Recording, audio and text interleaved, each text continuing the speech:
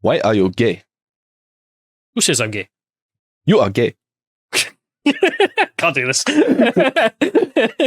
So yes, what I'm referencing is, of course, the legendary interview. Pasta! Yes, this one from Uganda. And this is actually relevant because Uganda has banned being LGBT. I wanted to look at part of the reason why they've done this, as well as just African attitudes towards the West and the West's perspective on this, because I think it's actually quite an important thing that people have overlooked here.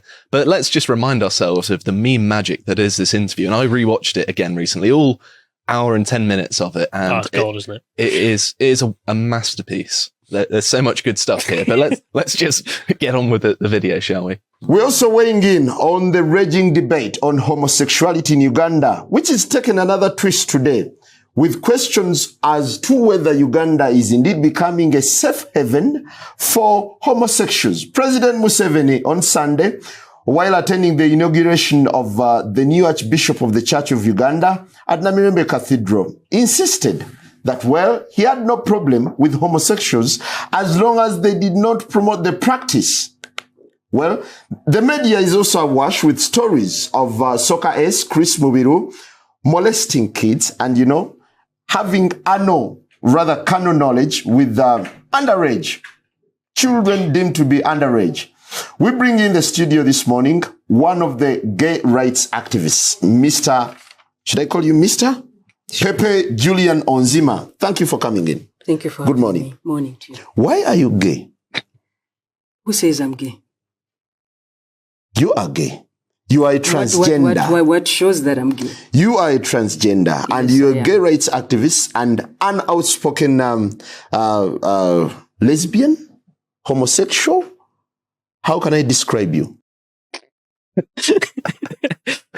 I love the sort of naive confusion there. It's brilliant. The whole thing is... People really should go watch the full thing. Can we talk about it just for a second? Of course, yeah. Because one of the things I love about that interview is that the host is actually not some homophobe who's trying to belittle Pepe over there. He is instead genuinely curious. He has no idea what Pepe's talking about, has no familiarity with any of it, and is just like, explain this to me. I don't understand.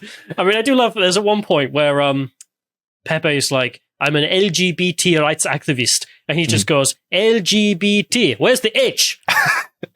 Where's human rights? There's no H. It's just, but he's not being obstructive. He's genuinely curious. It's just such a different culture. When the pastor comes in and starts being far more antagonistic, he quite often would stick up for Pepe, as we're calling her, I suppose. For people who don't know, so Pastor, I don't remember his name. He turns up. He's not invited on. He just barges in. Well, he was on the phone. The phone cuts out, and then you actually hear him in the car. And then I think he must have driven to a market, picked up some phallic fruit and veg, and then driven to the studio and just walked in. And then it's like being like, "This is what they use." So yeah, he's like brandishing vegetables. Then he starts eating a cucumber mid-interview, and then talking whilst chewing it up. It's so annoying as well. He's like, you get lesbians and gays. I've never figured out what he said. Does he start just talking in Bantu or something? Yeah, that's what I think. I think it's a slur for gay people. Okay. I don't know how you say it, like Abubu Denga or something. It's so strange though that he goes from English to like the native Just language. transitions immediately. Yeah, when you just speak English, you're watching the interview. You're just like, what is this? What are you talking about? Yeah, I've never known a religious man to have such chaotic energy as well. But one of the things he did bring up, this pastor, is something that I've seen repeatedly in Ugandan politics and a lot of other neighbouring African countries, is that he points out the influences of the UN, the EU, and America funding these activist groups. And what he framed it as is they're trying to recruit, they're trying to get more people. They're trying to build a big gay. Yes, exactly that. Unironically, yes. But yes, I think that there is perhaps some parallels there in the Western influence and our own domestic situation, whereby there seems to be some sort of push to get more and more people to identify with this movement, even though it probably doesn't apply to them. I mean, I think that's fair to say, isn't it? yeah, I mean, there's a more fundamental point that's totally true. And like, regardless of how abhorrent you find the opinions of the foreigners, like the hatred of foreign organizations turning up and funding movements in your country to fundamentally change its culture. I think everyone can agree, regardless of how like barbaric your culture is, no one takes that lightly. Like no one enjoys that. Mm-hmm. And Piers Morgan actually found this out recently in that interview I was talking about, where he speaks about the fact that when he went over to America and started berating them about guns and how they need to ban all their guns, like not only was it not well received because it's a retarded argument, it was really not well received because he's British. Like, you really don't want to hear in a British accent the people you sort off with your guns telling you need to get rid of all your guns. So it's just true that like when the UN, the EU, or whatever turn up to your country and start funding stuff, no matter how morally good you might argue the movement is, it's just not organic in that way. But, and when it's organic, it's far more powerful. One of the important things he mentioned in that clip as well, he mentioned President Museveni, and he's a key figure. He's still, I believe, the president in Uganda, as far as I'm aware. If not, he's still a very significant figure. And he mentioned that he believed that, you know, it's okay to be gay as long as you're not advocating it for other people. You're not recruiting, as the pastor would have put it.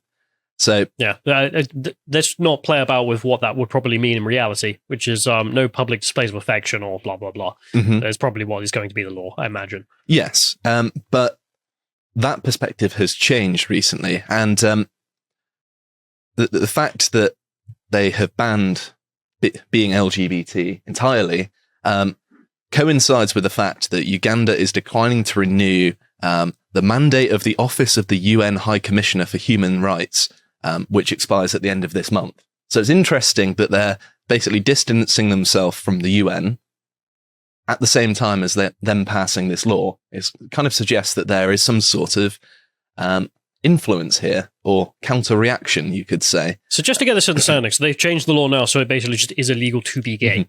I'm going to actually read a little bit about it first, because there's some ins and outs of it that help you understand the situation. But one thing that is also important is that American and Western leftists more generally have pointed to American evangelicals going over to Africa and talking to them about religion and supposedly radicalizing them. That's their explanation, rather than it being organically local. I hear this a lot. I'm never really convinced. I always feel like the Ugandans are probably radicalizing the pastors from America. Yeah, but when you hear African Christians talking about Christianity, it's a very different brand of Christianity to Western Christianity, in that they actually are Christian. It's far more sincere. Yes. It's not just some spiritual thing you do in spare time. I've met African Christians, and they're certainly sincere in their beliefs, and there's no doubting it.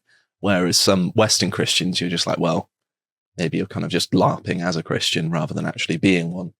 But I'm not here to split hairs. One important thing is I have covered African politics before. This is an article titled "The Dumbest Country on Earth," where I thought it'd be interesting to do a deep dive into the country with the lowest average IQ of 59, which is Equatorial Guinea. And I didn't make fun of them or anything. I don't think that's very productive. I wanted to find out why it was the lowest. And I did lots of digging about the nature of the country, why this is the case, so we could find out what factors actually influence people's intelligence.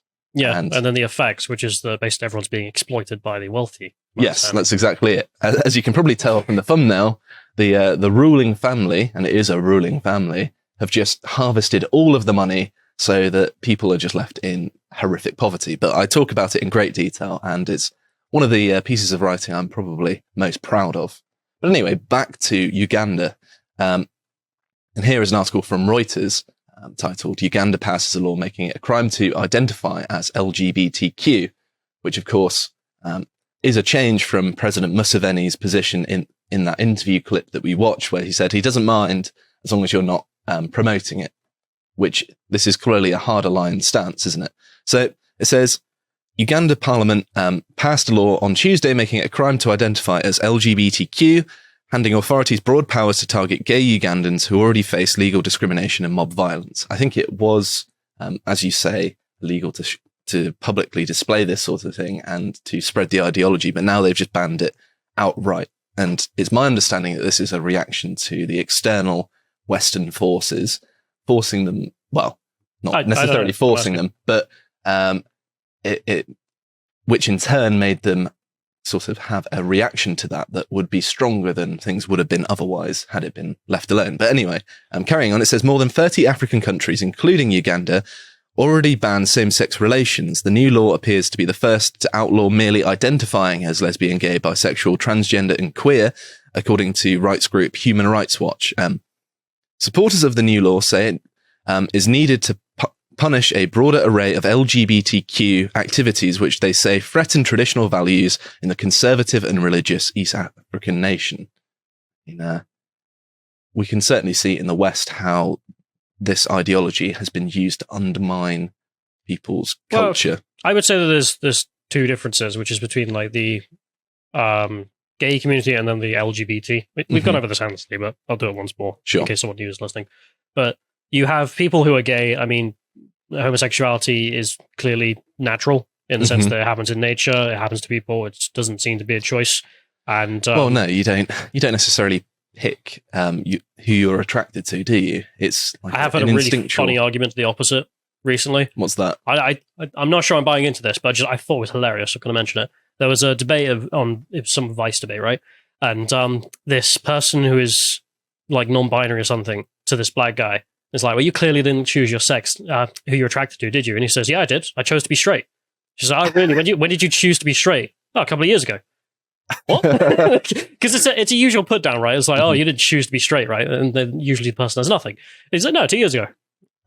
What happened? He says, well, I was looking at this girl, a really nice ass, and I was like, that's really hot. I should go talk to her. And then she turned around, it was a bloke. I decided I wasn't attracted anymore, so I chose to be straight. And everyone in the room is just completely like without words. Yeah, what do you say to that? It's just the funniest thing in the world.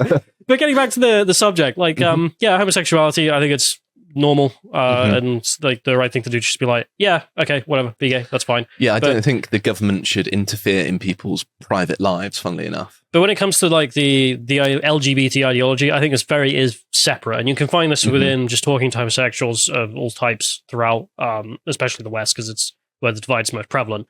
Which is, we want to be left alone, and the alphabet people want to like take over the world or something. They're like, these people are real ideological actors instead of just, I have a sexual preference. Yes, there is a difference. Like, I'm not going around advocating for straightness all the time. I know it's really a lost cause.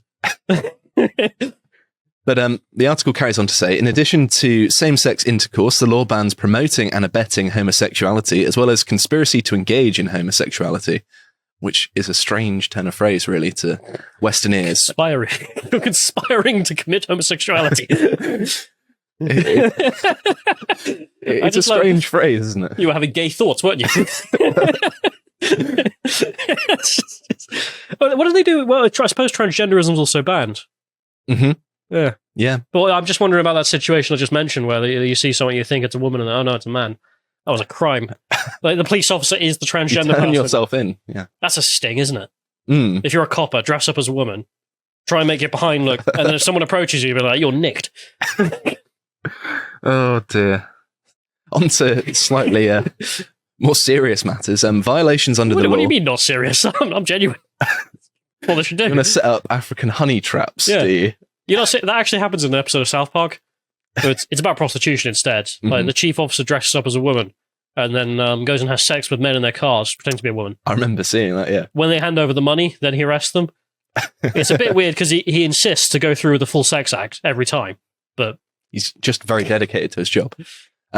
Violations under the law draw severe penalties, including death for so-called aggravated homosexuality and life in prison for gay sex. Aggravated homosexuality involves gay sex with people... Aggravated homosexuality? Yes, that's what they call it. It's, again, an unusual term. Involves gay sex with people under the age of 18 or when the perpetrator is HIV positive, among other categories. I mean, noncing on kids and giving people a life-altering disease. I mean, fair enough. I support the law. Not all the law, just that bit. And then I'm quoting here. Our creator God is happy about what is happening. I support the bill to protect the future of our children, lawmaker David Barty said during a debate on the bill. This is about the sovereignty of our nation. Nobody should blackmail us. Nobody should intimidate us. This is, again, in clear reference to Western influence, isn't it? I do wonder, though, if this became law, was it not against the law for a gay man to have sex with a child? Like, I think it would. probably already was, but they've increased the penalty for it. Right. And it carries on to say the legislation will be sent to President Museveni to be signed into law. Museveni has not commented on the current proposal, but he has long opposed LGBTQ rights and signed an anti-LGBTQ. I'm so tired of saying that. This is a whole other problem, isn't it?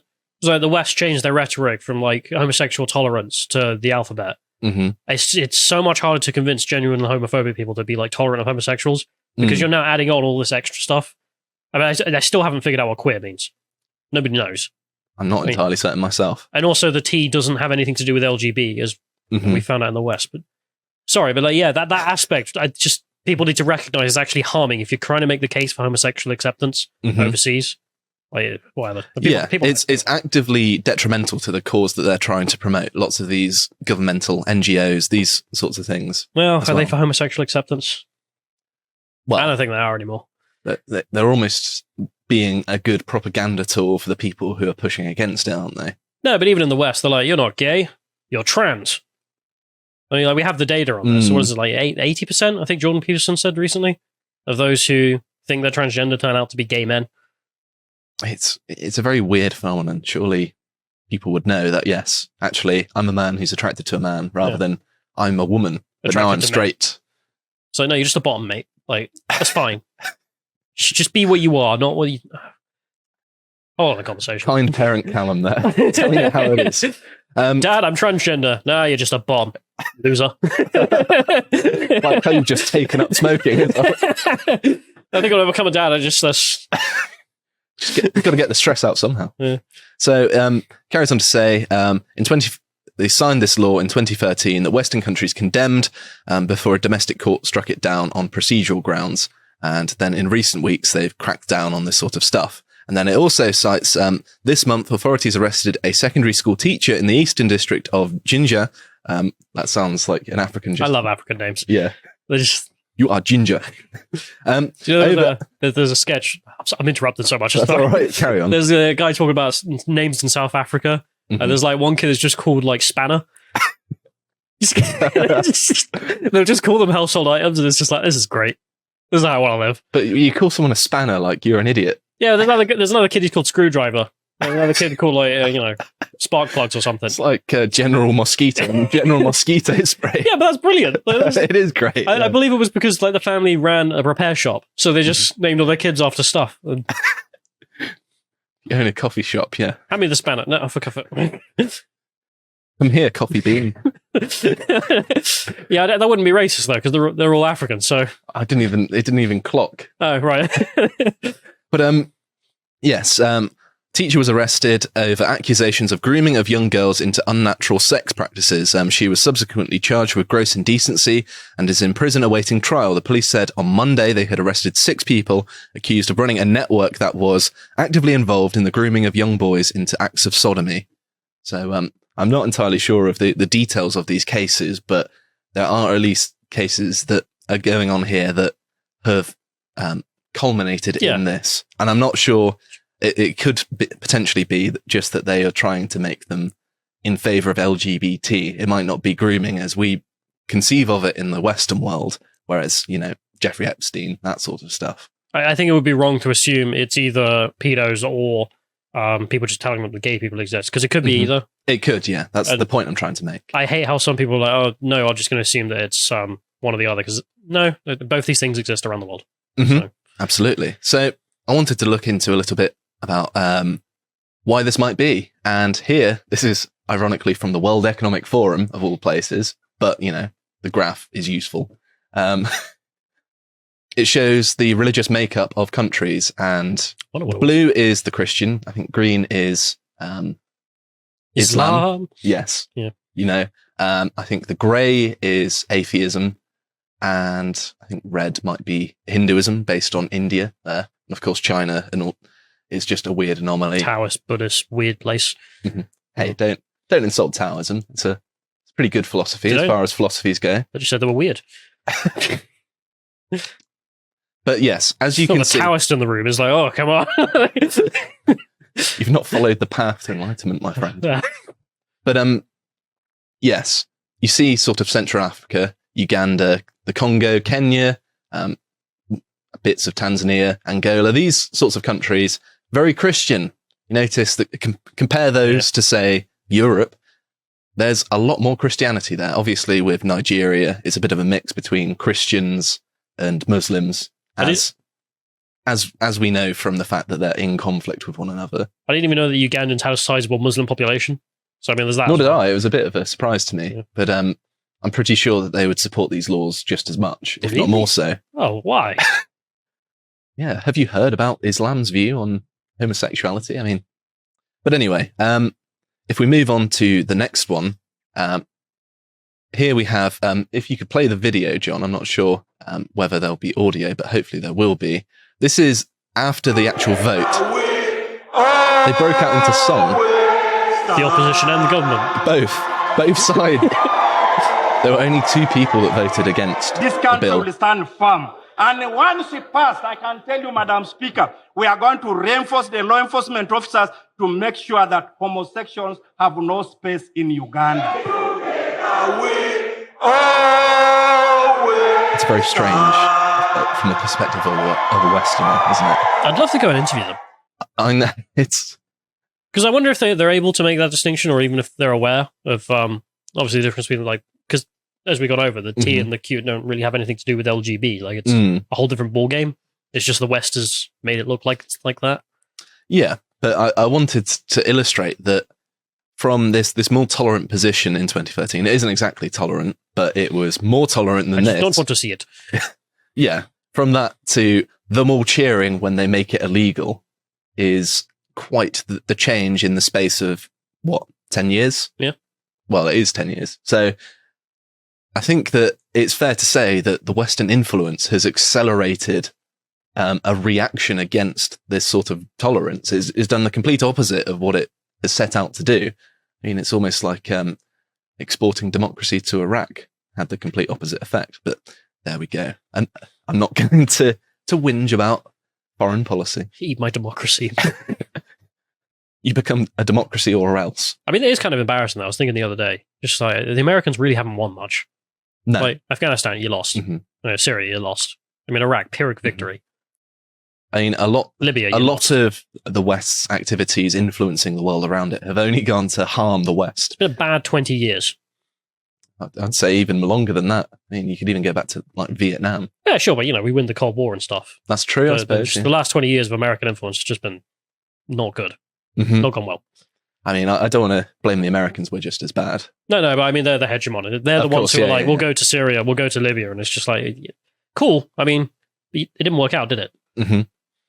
But carrying on, Pink News had something to say about this, and they drew attention to something which wasn't mentioned by the BBC or Reuters. Apparently, during the legislative hearing, MP Sarah Opendi called for gay men to be castrated, and I'm quoting directly here, saying, life imprisonment is not adequate because this person is going to go into prison and continue living his life, maybe even continuing with homosexuality in prison.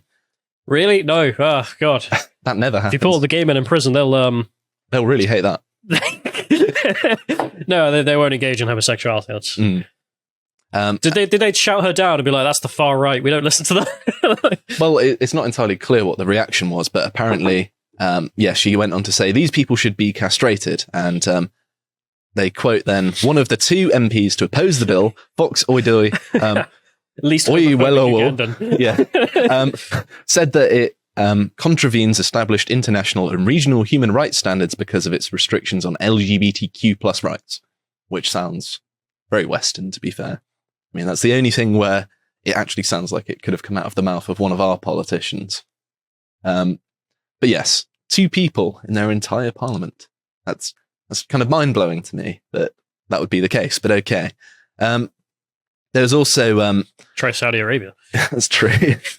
There's also the BBC talking about this. They pointed out something that I thought was interesting, that people are going to use it to increase corruption. And they quote someone saying, there is a lot of blackmail. People are receiving calls that if you don't give me money, I will report that you are gay. I don't mean to laugh because it's very serious. It's so horrible. schoolboy. Yeah. Just the language is like, I'm going to tell Dad you're gay. It is like the kind of thing that we would have said when we were like 10 years old in school. Yeah. But no, it's obviously very serious because having a means of leveraging. Yeah, I can't change it though. So what am I meant to do? I know.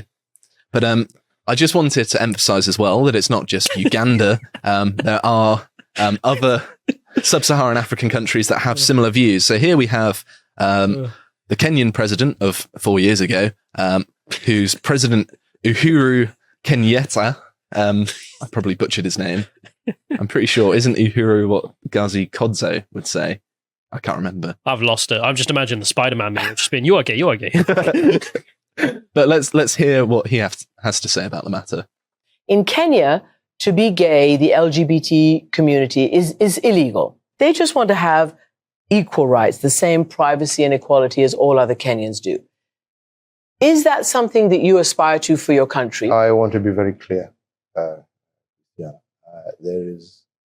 I will not engage in a subject that is of it is not of any major importance to the people and the Republic of Kenya. This is not an issue, as you would want to put it, of human rights or this.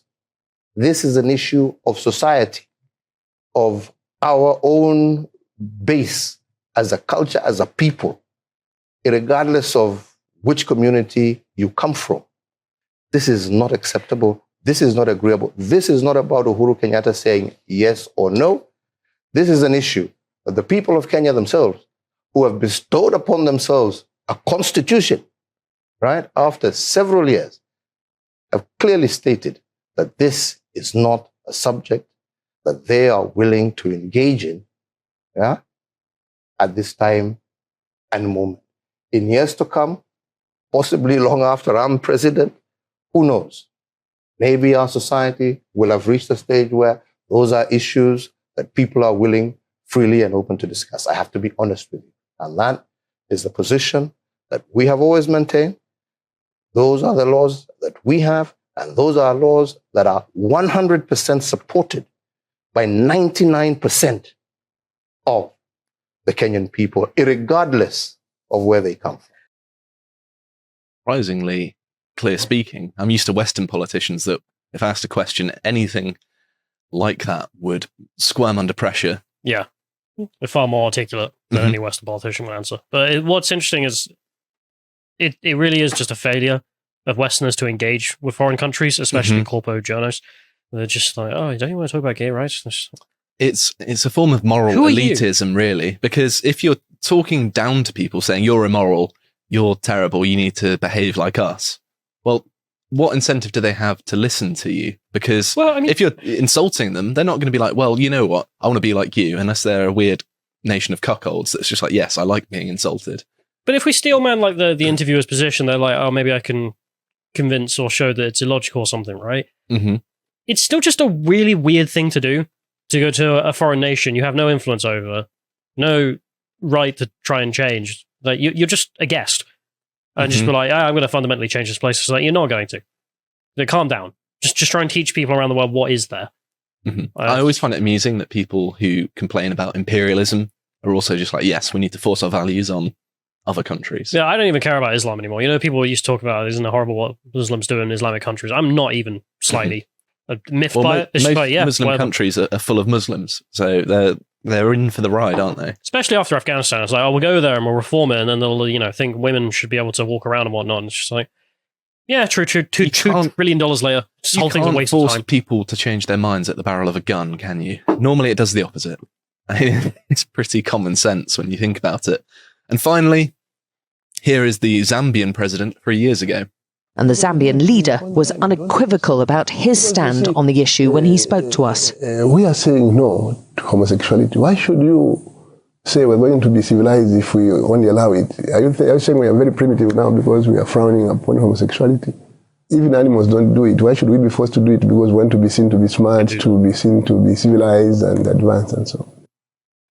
But yes, this is a repeated theme in many sub-Saharan African countries that, yes, they don't support it. And quite often it is Western aggravation that has caused a reaction and an intolerance to something that they were more willing to accept 20 years ago or 10 years ago. So Western influence has had, I think, a very tangible negative influence on these people that they're trying to help. And I think it should be a lesson that you don't interfere in other countries and treat them like they're inferior to you. You can perhaps give them advice, try and help them out, but you don't try and strong arm them to agree with everything you do. I think that's a fundamental mistake of lots of Western foreign policy. If you appreciated that segment from the podcast, The Lotus Eaters, you can go to lotuseaters.com to get access to all the premium content that's on the site, such as the premium videos we do, so this one on American History X and the narrative therein. If you'd like to find out what else is being put out, you can follow on Getter at lotuseaters_com on Getter. Thank you and goodbye.